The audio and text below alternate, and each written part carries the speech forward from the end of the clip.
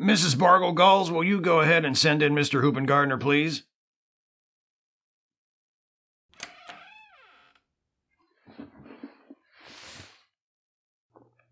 Nice to see you again.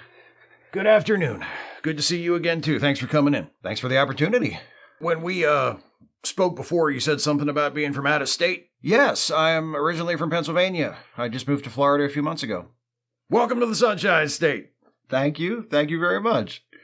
So, you probably know this interview is really just a formality. You've already run the gauntlet. Administration likes you. The job is basically yours. We just need to have a conversation so that I, as the principal, can sign off on you joining the faculty, and then it'll be official. Sound good? Sounds very good, yes. Thank you. All right. I just need to run through this so I can say we talked about it. You already know a lot of this, obviously. The opening is in our social studies department. You would be teaching 11th grade history, which means U.S. history and AP U.S. history. Right. I just need to ask you a few questions about American history to verify that you have knowledge of the material and so forth. Fire away.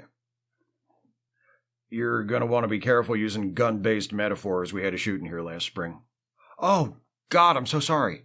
Don't be too sorry. It's the reason we had an opening. Anyway, here we go. U.S. history. Most of this is pretty basic. For instance, I'll just ask you, who was the French aristocrat and military officer who joined the Continental Army during the Revolutionary War? Lafayette! What was that you just did there? The song. From Hamilton? Don't do that in front of the students. Not a problem. Who was the Union general who accepted the surrender of the Confederacy at Appomattox Courthouse? Ulysses S. Grant. Good, just a normal spoken answer. Which constitutional amendment officially abolished slavery? The 13th Amendment. What were some of the benefits of slavery? Sorry? What were some of the benefits of slavery? I guess. If you were to ask a plantation owner at the time, he probably would have said free labor, but I hardly think that excuses the humanitarian... No. I'm sorry. I should have phrased that more precisely. That's my fault. Okay. It's been a long day. Understood. What were some of the benefits of slavery to the slaves? I don't think I comprehend the question. The state U.S. history standards require that students have an understanding of the ways in which the institution of slavery was beneficial to the slaves. So I just need a few examples of how slaves benefited from slavery. I'm sorry, I can't even begin to fathom what the benefits of slavery to the enslaved could possibly have been. That's...